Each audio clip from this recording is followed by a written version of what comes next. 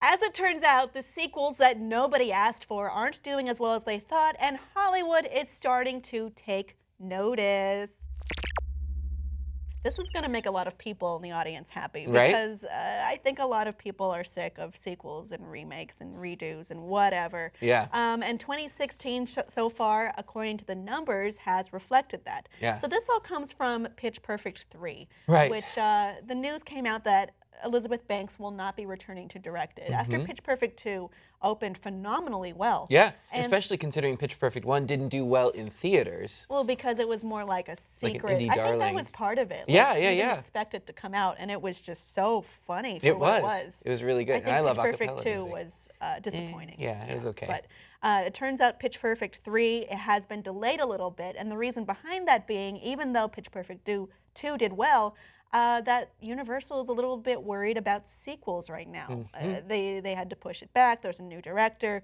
And this is due to some numbers that I have taken notes of by hand, which is that sequels are not doing well, particularly sequels that nobody asked for. Numbers-wise, The Huntsman, Winter's War, earned 65% less than its predecessor. Ride Along 2 earned 33% less. Zoolander 2, 53% less. Alice Through the Looking Glass, 77% less take on Memorial Day weekend. Yeah. That's terrible. Yeah, yeah. Neighbors 2, Sorority Rising, I think that's the subscript, Something like that. earned 56% less than the debut of Neighbors. X-Men Apocalypse versus X-Men Days of Future Days of Past. Future Past. 65.8 million in its opening as opposed to 90.8 for the second in the series. And it has on Rotten Tomatoes a 48% rating as opposed to the 91% rating from its predecessor. Allegiant, which is the latest in the Divergent series, it's 40% down from Insurgent. And the only one so far in 2016 to break this rule, the only one to break this rule so far is Captain America. Yep, and it was so good. And it was really good. And that is also the only movie to beat out 2 original movies in its debut, specifically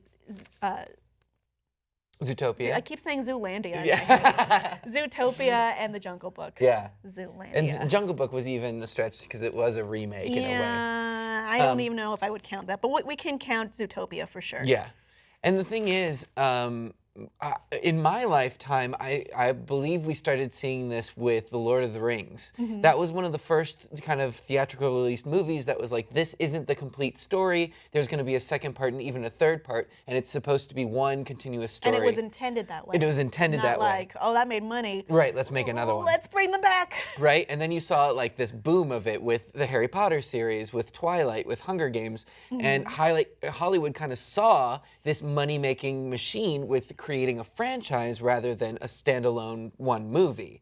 And so I think that there was this kind of boom, and then they tried to create this system that is now failing because people kind of relatively know how long it takes to make a movie, which is a long time, but also like the contracts and the negotiation period before like an actor steps foot on set, before a writer starts writing anything, also takes a long time.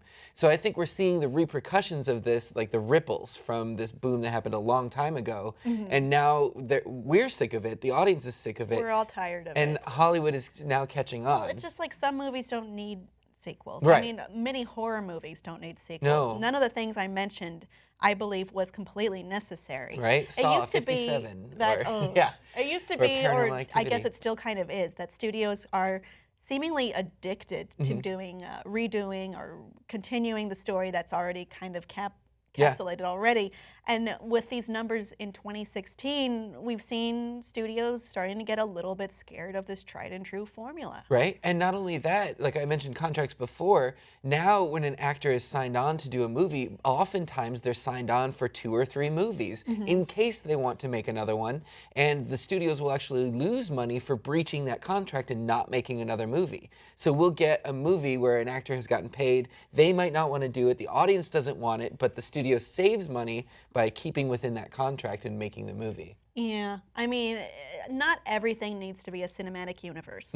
There are very precious and few movies that do actually have and necessitate an ongoing story. I think Marvel, the outlier here, is one of the few that this is working, Right. and that should go this way. Yeah. A lot of these, they've been proven to not be so successful and such a good idea in terms of what the audience wants and what the audience will pay for. Right.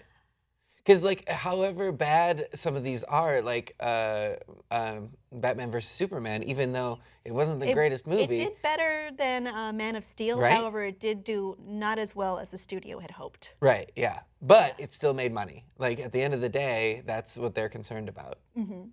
Audience, have there been any sequels this year that you have been really into?